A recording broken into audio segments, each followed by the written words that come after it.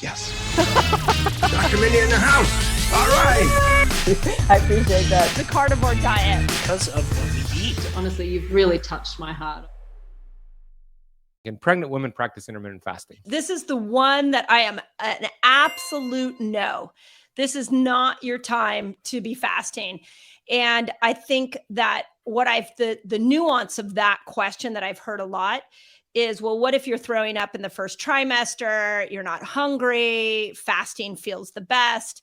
I would say, yeah, in some sense you're fasting because you can't hold food down, but number one priority for pregnant women is nutrition, and fasting is not the tool. So you don't really want to use it even if you're throwing up all the time. You want to find foods that you don't throw up. And then the second part of that is there are other tools that once you're pregnant need to be really magnified. And that is you're going to pass your microbiome down to your child. So really get to understand what supports a healthy microbiome. I think it's a great time for not just fermented foods for a pregnant woman to drink, or eat, but also what are you putting on your skin? Because your baby's going to touch your skin. So making sure that your products on your skin are very clean. I mean, there are making sure your household products are clean.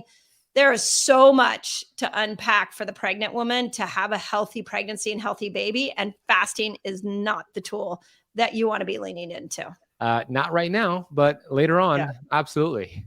Yeah. Down the road, like to get your pre-pregnancy body back, it's a great tool once you stop nursing. Then the second part of that question often is, what about nursing women? And I always say, just don't stimulate autophagy because you don't want any of those dysfunctional cells to be detoxed because they'll go in your breast milk. So you want to make sure you keep your fast shorter once you're nursing. But then, in between children, it's a great way to get your body weight back to where you want it. So just not during pregnancy. And what about a woman who is not pregnant, but she's aiming to get pregnant? She's aiming to conceive. Should she practice fasting? I think that's actually a really good nuance because the answer is yes.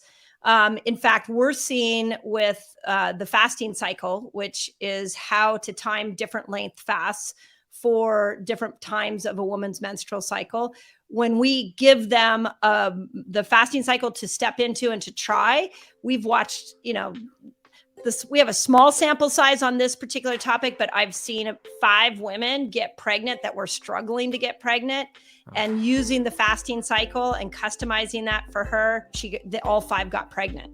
So it's an amazing tool before conception. Amazing.